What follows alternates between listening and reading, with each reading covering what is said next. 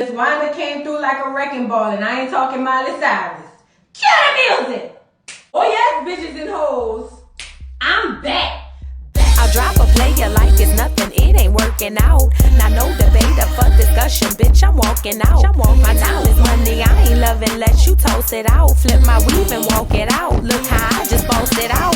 Now come on baby, why you bugging, we can't talk it out. I keeps it moving, I ain't tripping, lost another spouse. I'm just a boss, it's in my blood, no I won't scream or shout. Grabbing my keys. Cause oh yes, bitches and hoes, I'm back. Back with another video. We here to discuss Love and Marriage Huntsville Season 4, Episode 9. I'ma just call it Miss Wanda came and ate everything up and everybody, girl, as she always do. But let's get into the episode. So the episode opens up, Letitia calls Marcel outside because she wants to have a conversation with him. Marcel comes out and she asks him to get in the truck and he goes, oh God, I know this is about to be a serious one. So basically right here what Letitia is doing is confronting him about the photo. Tisha wants to know why, what it is and what's going on. And she basically said that Miss Wanda, which is her mama, is looking out for her, but she let her know that, hey, you were in a hotel. You admitted to being in a hotel in Atlanta with a friend, and you said that I knew about it. I don't remember him saying that she knew about him being with the friend. Maybe he did. I'm not sure. I thought he said she knew that I was in Atlanta. But I ain't gonna lie, it could be misconstrued that way because Marcel speaks so general and so generic to where he was just like, my wife knows about it. That's all that matters. My wife knows. My wife knows. So I understand why if she took that from that. But we also know it's Miss Wanda. Her ass is messy. So he goes in to say it wasn't a friend or like a girl. It was Chris. Chris, whatever his last name is. And he said, they be making things up on the internet and it's just so crazy because all I have to do is prove it to you. Nobody else matters. People gonna talk, people gonna talk. And this is my thing with you, Marcel. They do, but you add to it when you don't clarify things. You like for those things to just go off the way they are and people to think what they think. But the actual problem is, is it affects your wife. Yeah, like your wife is greatly affected by what's happening on the internet that you won't clarify. Like, make it make sense. Tisha goes to crying because Tisha feels like, why does everybody want you to cheat just because Martell cheated? Why do they want to break up my marriage? I feel two ways about this, Tisha, and I got to keep it a stack with you. Number one, I do think it's messed up that people want to break up your marriage. It's the sad truth about being in the public eye. People do tend to latch onto you and they do want to do the evil things to you. It's not okay, but it's the nature of the beast, right? But honestly, I feel like if your husband really cared about you and what you were going through and your feelings about all of this, he would have taken care of all of this stuff a long time ago. When Marcel does not refute these claims, when he does not explain anything, and I'm not even talking about to us. Well, I am talking about to us, but especially to you. When he does that whole ring around the rosy thing in the conversation where he's kind of saying he is, but he's not, and you'll never know if I am, all that bull crap, that adds to you being stressed out about people wanting to break up your relationship. At the end of the day, ultimately, your relationship belongs to you and Marcel. If Marcel doesn't see fit enough to put those rumors to rest whenever they come up and protect his wife, her emotional well-being, then you can't blame nobody but Marcel. Yes, blame the people who are trolling, blame the people who are making up stuff, blame the people, because all Marcel's going to say is they don't have any tangible evidence. But ultimately, you don't put these things to rest, Marcel. Your wife's emotional health is in your hands, and you are dropping the ball completely and failing. Period. Say what I said. Tisha, start looking in the mirror, but I'm talking about the two-way one, because look at the one with Marcel on the other side. He's the biggest reason why you have to keep going through all of this. Yes, it's the internet, but your husband is not protecting your peace. Let's move on. So we move to the next scene. Kimmy and Maurice just got back from her birthday trip, and they are sitting down preparing for Martell to come in because they're going to tell him that he can't come and Mel is coming. So when Martell comes in, Maurice lets him know he's just a mediator of the conversation. And I'm just like, I think Kimmy can handle herself pretty well, but go ahead on if you just want to be present. So Maurice says they're going to have a tough and serious conversation, and Martell assures him he won't disrespect his wife. I doubt it. Martell not stupid. He don't play with other men. And plus, Kimmy is not a person you just want to disrespect. She just doesn't come off like that. So Kimmy starts off by saying that her goal was to have a successful housewarming And that basically when Martell gets upset, everybody is affected. Like, he don't know how to take his L. He start throwing people under the bus. Martell feels like that's not true, and plus I don't do that no more than anybody else. Basically, if you're around me, you're a casualty of war. So, that's just how it works. But the problem with that is, Kimmy was like, your shit shouldn't trickle down to everybody just because they're around. Being in your space and being in your environment is two completely different things. Because Martell felt like, y'all be in my environment. No, they are in your space. Your environment is the people that you're around most, and that the people who are connected to you in the issues that you're dealing with. These people are just in your space. Just like when they found out Martell was cheating, he hurried up and threw Marceau under the bus. She even had to explain to him some things you do is not okay, like when you basically got on the internet with the photo and you got under there commenting. Like, basically, you didn't understand how that would affect me. But Martell goes, but all the guys, we were laughing. She says, yes, but look who wasn't. And let me stop here this. And this is another reason I want to, this is another reason why I asked this question, if the Scotts really care about their women.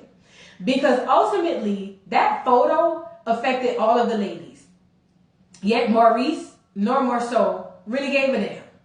Hell, Maurice wouldn't even admit to it until he was forced to. And then when he was forced to, instead of taking accountability, saying, you know what, my bad, he went on a whole diatribe of, but I didn't do nothing. You know what I mean? Like, at what point do y'all protect y'all women? And see, men gotta understand, protecting a woman is not just a physical thing. We don't need you to just jump in front of a bullet. You gotta protect our emotional, spiritual, and mental health. That's a big deal. And y'all running around, frolicking around the little bitty streets of Huntsville, that is ultimately affecting y'all women, y'all wives. These ain't even your girlfriends, these are your wives. But I don't want to get too far off to that, but I question again, do they even really care about their wives? But after Kim explains to him the difference between space and environment, she feels like she can control this space, which is the doggone housewarming. So therefore, Mel is in and you out. Martell feels some type of way because he was just like, man, y'all picking Mel over me. Well, it's her son's housewarming, duh. And she's friends with Mel. I mean, she's cool with you, but Mel is her own girl. Like, what is you saying? Martell, go home. Nobody want to care about that. Go home.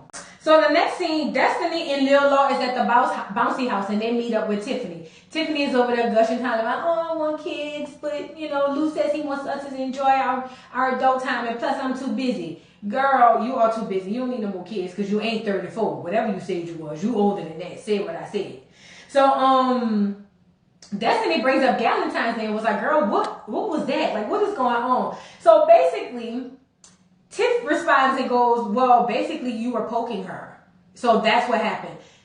Destiny said, were we at the same party? And I was asking myself the same question. Were we at the same party? And Tiff, you were very quiet. How did you get that from that? Like, are you just playing sides? I'm confused. But they played the flashback because Destiny said no. She kept asking me the same question over and over and over again. And I kept telling her, ask Mel. Played the playback and it said just that. So, Tiffany, what are you talking about? Like, it doesn't even make sense. Destiny lets her know she only repeated her because she was speaking on some hood level and she was getting on some hood level too. It wasn't about trying to mock her or anything like that. Like, where did she come from with this me mocking her accent? Girl, bye. If you are insecure about your accent, Stormy, you need to get off TV. Because even if she was mocking your accent, so what, girl? We all got accents. I got an accent. We all got accents, girl. What is you saying? Like, you got to get over that. So, Destiny asked Tiff if she knew that Tisha was Mel's arch nemesis or her enemy. And Tiff says no. Look, nobody knew. I think the only person knew was Mel at a point. Hell, Destiny just found out at the beginning of the season. Nobody knew. So I'm confused as to why Mel felt like everybody should have just jumped in line and should have already knew. We knew y'all had an issue, but we didn't know y'all were enemies. Period. Nobody knew that you were on some, that's my arch nemesis, I can't stand her, don't want her in my space type of time. Nobody knew that. Tiffany says maybe Mel is just trying to keep the negative energy from around her. Well, at the end of the day, everybody got a problem with Mel. So Mel might be the common denominator. I don't believe that. You just trying to take up for her. Tiff asked Destiny if she has any regrets from that night, and she was just like, yeah, I wish I wouldn't have engaged because I haven't dealt with that type of stuff since high school. I get it. She said she think that they'll get back on the same page, maybe if they have a conversation, or maybe even go on a girls trip. And I'm like, where the hell? Just like Destiny said, how you go from we not cool right now, and I'm telling you basically, look, it's a wrap. Like, I'm not done water under the bridge, to us going on a girls' vacation. That doesn't make sense. Well, this segues Tisha. This segues Tiffany into saying, yeah, so basically, what we're doing is Mel is coming with me to Utah to find my dad. Now Destiny goes, wait, ain't y'all just work friends? She coming to do something as sacred as that? And she goes, well, it's the kind of like work. So she'll just be there because she'll have to ask so many questions. You know, the complications with finding adoptive parents and all this stuff. And Destiny has the stormy face and the screw face like me, like, girl, what? So you mean to tell me you not bringing your husband, the man you married, but you gonna bring this girl who y'all just work buddies? Lou, I would have divorced that heifer. You done lost your mind. Anyway, let's move on. It's the day of the housewarming, child. The day of the housewarming. It's Kimmy, Maurice, and Jalen. They sitting up there. They're setting up everything. It's cold in the house. That's because Jalen says he don't know who all invited. He need to make sure the room is comfortable, depending on the amount of people coming. So, by the way, who's coming? Well, Kimmy decides that, I'm going to let him know basically everybody's coming. And even Miss Wanda, he was like, oh, look how you threw that in there. You just slid that right on up under the rug, right? And she was like, yeah, but Miss Wanda really cares about you. And, she cares enough to where she won't do anything to really make you upset. Well, he said, every time y'all care about me, something goes wrong. Girl, they played the flashback of Martell, and Miss Wanda arguing at his graduation. He says y'all have a funny way of showing each other love. Listen, them Scots is really crazy. But she lets him know, look, this is the gag. This your crib. So if they do something you don't like, put their ass out. Easy peasy. And I'm like, yeah, that makes sense. Put them out. So then he asked him about the land. He was like, I hadn't heard anything else about the land. What's been going on with that? So Kimmy goes, no, Maurice responds and says that they just finished the second half of the deal. Now, I'm wondering, is this the 40 acres? I don't even know if they still dealing with that. Whatever. But he says they just closed the second half of the deal, and he asked them what's the plan. Maurice says they wants to do a restaurant because Kimmy wants to do a restaurant on the land, on at least a portion of the land. Kimmy looking like, I ain't say that. And he looked at Kimmy and was like, right, isn't that the plan? And she goes, no, that was your plan. That wasn't mine. Kimmy said, I really wanted to do something like an after-school tutoring program for kids. I didn't want nothing to do with no doggone restaurant. That was your thing, right? And so Maurice and Kimmy gets in the confessional, and Maurice goes, listen, I know you better than you know yourself. I be knowing what you want before you know what you want. So that's why I just be making the decisions. And Kimmy just sitting there looking so disgusted and so annoyed. Like Kimmy said, you don't listen to me. And again, communication is one of the biggest things to keep marriage together. If he's not going to allow you to have your own things and your own mindset and be able to execute your own ideas, especially when it comes to something that you guys are doing together, you might want to look at that. You really might want to look at that. Because, see, the Scots, them old-fashioned Southern men. You know them old-fashioned Southern, the man of the house, pull up my britches type of men. You know what I'm saying? You gonna do what I say do because I'm the man of the house. Girl, you better bash Miss upside the head and think about heaven later. Just like Celie said, girl, please. Don't let them men do that. This is a new day and a new age. I know the South be slow, especially like Louisiana, Mississippi, Alabama, Georgia. They be slow for the change. Texas, they be slow for the change. They like traditional shit. But what we not about to do is allow you men to just run up and do whatever it is you say you won't do and gonna do it because you have different body parts. That ain't happening. Girl, y'all are in a commitment, in a marriage, and a partnership. If you want to do something on the land, make that abundantly clear and do it. You scared? If you scared, blink your eye. Kimmy, let us know. Let us know if you scared, girl. Just do like that, and then we can come in and help. The girls gonna come. But don't be letting him make all the decisions for you. That's not how we do it in 2022. We don't do that. That is old school. We don't do that no more. Anyway,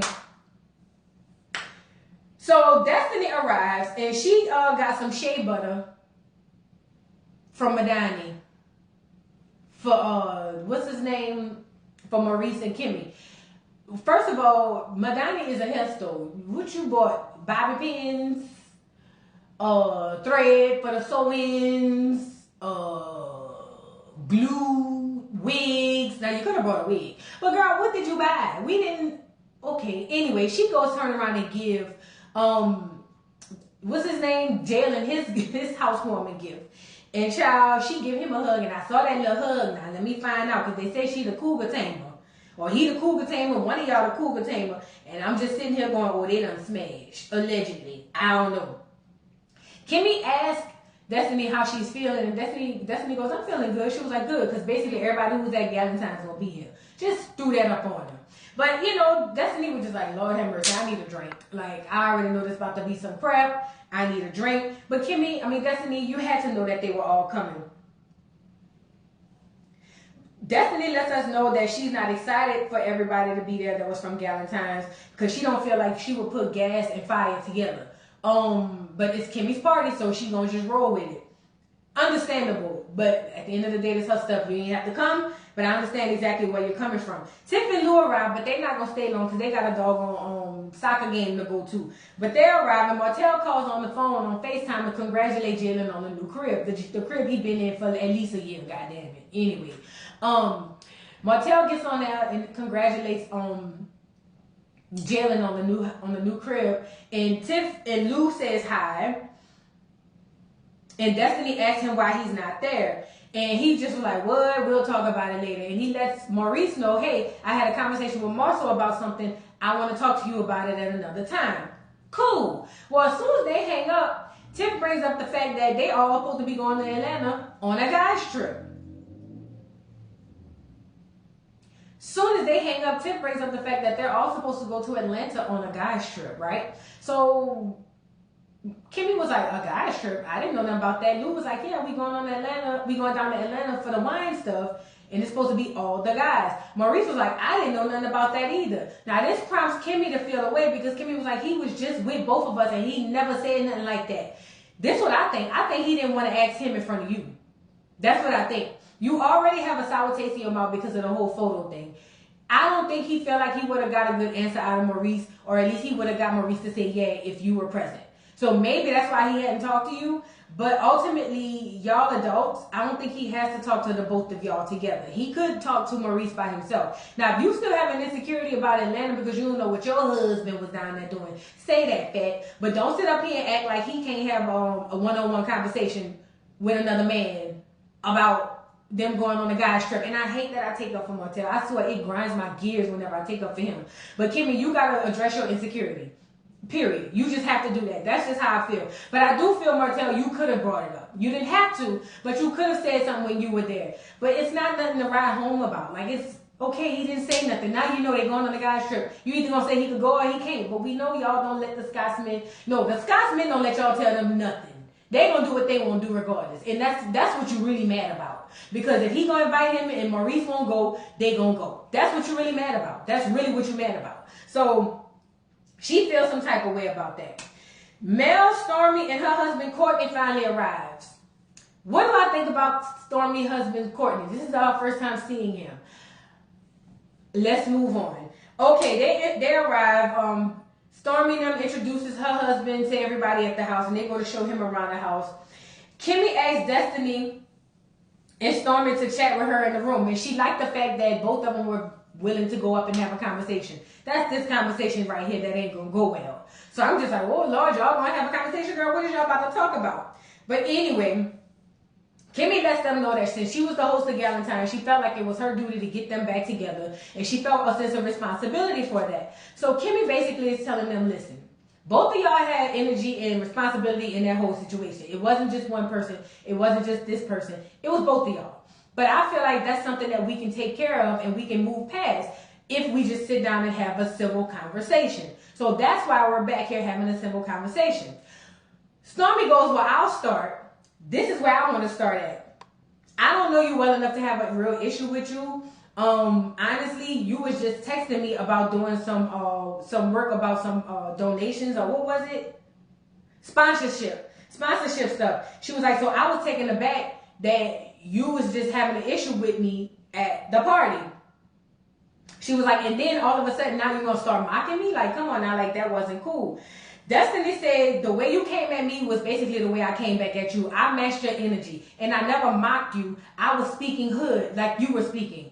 And she goes, Stormy says, who says it was hood talk? And she said, you were coming at me sideways, so I came back at you sideways. And Stormy goes, well, you were coming at me sideways too. And she was like, I did not start that, sweetie. And Stormy goes, don't call me sweetie. Stormy. My name is Stormy. Don't call me sweetie. Don't call me sweetie. Destiny was like, you know what, girl, screw you. I ain't got to even have no relationship with you, girl. Bye. Destiny gets up and leaves. Kimmy tries to have a conversation with Stormy to let Stormy know, listen, even if she meant malice by saying sweetie, don't you think you kind of added to that by changing your tone to match hers? Like, basically, y'all doing the same thing. Like, you could have made a better version or a way of saying that without just knucking if you buck. You feel me? Stormy ain't trying to hear it. Stormy was just like, no, I don't appreciate that. My name is Stormy. She's going to call me Stormy. Girl, Kimmy, I don't even know why you try at this point. At the end of the day, it's not even worth it. Tisha and Marceau arrives. Girl, Tisha looks good. Tisha been coming with the fashions this year. Tisha must have said, y'all done slayed me enough online. Half of my face, my hair, my makeup, it matches. My makeup, all that stuff, my clothes, baby, it's going to be on. You got to know that. And I'm here for it, Tisha, because you find it in a... Ooh, Tisha, you fine, girl.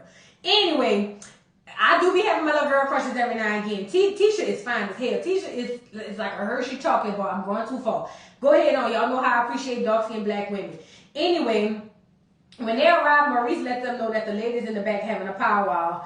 And Mel gets in her confessional, say she ain't surprised they there, and she ain't surprised that Tisha didn't speak, and do she care? No, she don't care. Well, then why are you talking about it, Mel? You sitting there on your phone, texting or eating or whatever it was you was doing at that time, trying to make yourself seem like you don't care when you whole look like you care.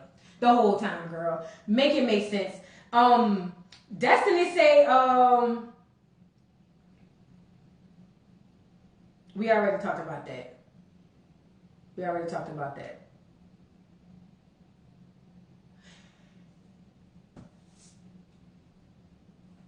Tisha gets up to go to the restroom, right? When Tisha goes to the restroom, Marceau was just like, so you really not going to speak to Tisha? Like, for real? Like, this what you doing? And Mel was just like, what are you talking about? Like, I don't really deal with her. I'm not speaking to her.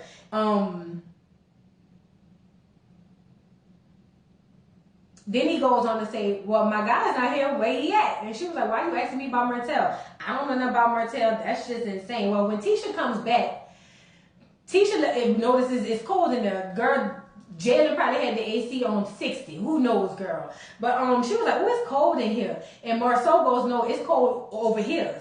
You know, pointing at the direction of Mel. He was like, this is where it's cold at. Like, because y'all trying to act like y'all don't have an issue and y'all sitting in the same space. Make it make sense. But Marceau gets in this confessional and feels like he thinks that they can be cordial as adults. They don't have to be besties, running and kissing and all that bullshit. But at least you can at least be cordial. But it's with women, when we don't deal with you, we don't deal with you. It's very hard for us to be okay like that. Men have that trait and that gift of doing that. Women, if I don't mess with you, I don't mess with you. Girl, don't say nothing. I ain't gonna say nothing. It's a done for me.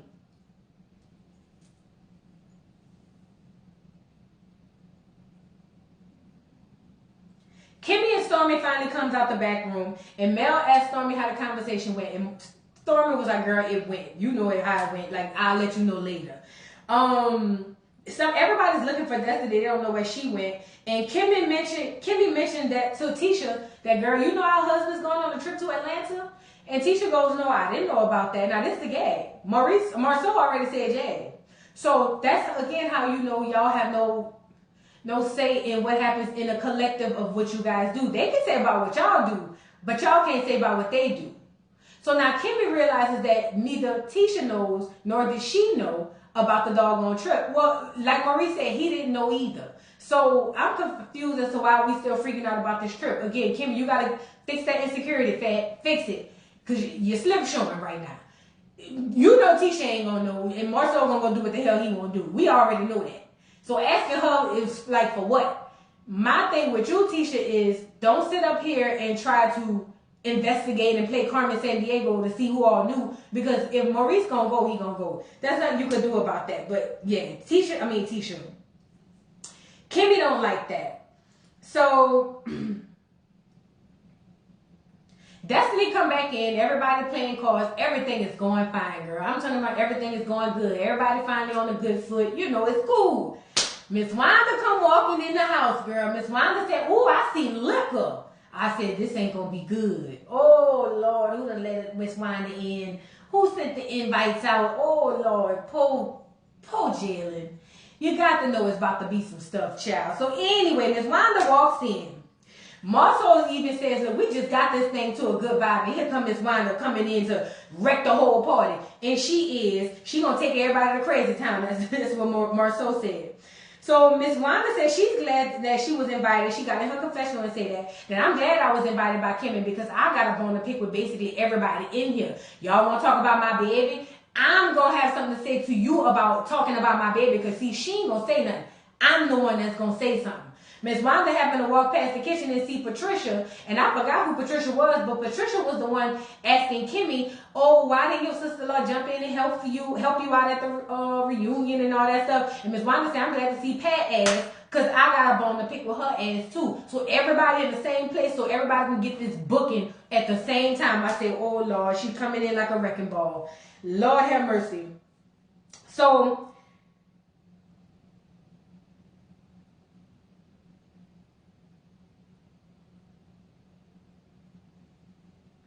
Miss Wanda verbalizes to everybody sitting there, meaning everybody at the party, that I'm glad Kimmy invited me to this party because y'all, I heard y'all had a lot to say about my daughter. And I'm here to basically say, you can say it to me because I'm going to say what I'm going to say to you, to your face. I ain't going to sugarcoat it. I ain't going to go behind your back. I'm going to say it to your face. One thing you can call Miss Wanda, you can call her a lot of things, but she ain't no bullshitter. She going to do what she going to do, and she going to say what she going to say and don't care about the consequences. Now, Miss Wanda, somebody might pop you upside the head one day, but that's all right. I hope you still know how to fight because you look like you used to be rolling back then. Anyway, so she looks over at Kimmy. No, I'm sorry. She tells Pat, "Oh, yeah. So I heard you had a lot to say about what's going on with Tisha." And Pat was like, "Listen, Tisha's a grown woman. If she want to have a conversation, she can do that. She don't need you to take up for her." Miss Wanda said, "That's my child. I'm going to do what I want. I'm going to talk to her. I'm going to talk to whoever I want to talk to," right? So then Tisha comes over and try to calm her mama down and was like, "Look, I don't want you into it with nobody. That's not what we're here for. I can handle everybody that I need to handle. You need to stand back. Fall back," is what basically Tisha is saying. But Miss Wanda said, "Ain't nobody going to be into it with me because I'm going to say what I said. And I'm going to say it without grace. Not with grace, without grace. And ain't nobody going to tell me nothing that's not out the way. I mean, that's out the way because that's just who I am. Like, I'm going to speak my mind. I'm going to say what I want." So she turns her direction over to Kimmy sitting on the table by Mel and say, "Yeah, I heard through my little niece, Kiki, that you was talking about Tisha at this doggone pajama jammy jam that was over there by Mel house." And Kimmy go, "Wait a minute, what? That's what you heard? What did your niece tell you she said?" And she was like, "It don't matter. Because like I told Tisha, you don't be talking to bitches or hanging with bitches who can't buy shoes in the shoebox." For the life of me, I still don't get it, but it is hilarious. Kimmy was like, "Wait, now what we not going to do is be bitches. Now, we could be a lot of things, but you're not going to disrespect me. You're not going to do it." Miss Wanda ain't trying to hear that shit. Miss Wanda said, "I said what I said. Y'all was talked about my daughter, and I ain't here for it." Kimmy was like, "What are you talking about?" Miss Wanda feels like y'all had this big old thing, and you invited my niece so that she can come there and be messy. Kimmy said, "I didn't invite her to anything. What I would have said was Mel invited her." And it's so funny that, like Kimmy said, she said everybody was talking about Tisha except Mel. Make it make sense, Miss Wanda. You're not even making it make sense at this point. But anyway, Miss Wanda gets up and goes to walk toward the kitchen where they're playing cards by Jalen and them and repeated her statement, "I told Tisha not to mess with bitches who can't buy shoes in shoe boxes." Well, Kimmy says, again, you're not going to say that again. Jalen jumps into the defense of his mama and says, "Look, you're not going to do that in my house. You're not going to disrespect my house." All this is happening. Marceau is in the kitchen having a conversation with Miss Wanda. Not Miss Wanda. All this is happening. Marceau is in the kitchen having a conversation with Tisha saying, "Girl, get your mama. She out there basically causing trouble." And Tisha was like, "Look, they invited her. They knew what they was getting when they invited her. That's on them." He was like, "She can't be out here calling people bitches, bro. Like, go get your mama." Tisha get in her confessional and said, "Y'all invited Miss Wanda. Y'all knew what y'all was going to get. That I can't control no grown-ass woman." Well, Tisha, when she fighting on your behalf, you're going to have to. And when she fighting with people younger than her at your age, you have to. Because she is your responsibility. But on the flip side, Kimmy, you knew what the hell was going to happen if you invited Miss Wanda. But after Jalen lets Miss Wanda know you ain't going to be calling my mama no bitch in my house because you can get your ass up out of here, it cut and we going to see what's happening next week. Girl, look. Y'all know. Listen, again, number one, let me say this. Miss Wanda and the Scotts and her family from across the tracks need their own show. Number one. Number two, she always gonna bring it. It don't matter what it is, she's gonna bring it. We all know that. Kimmy, you knew what you was getting when you invited her. Y'all knew it was gonna be a big thing. That's just basically it. Y'all invited her to this late ass doggone housewarming, and she there to spill the tea and turn up. That's what it is. Anyway, y'all drop down in the comments and let me know what y'all thought about this week's episode of Love and Marriage Huntsville. Don't forget to like, subscribe, hit the notification bell, and I'll see you hoes later. Bye.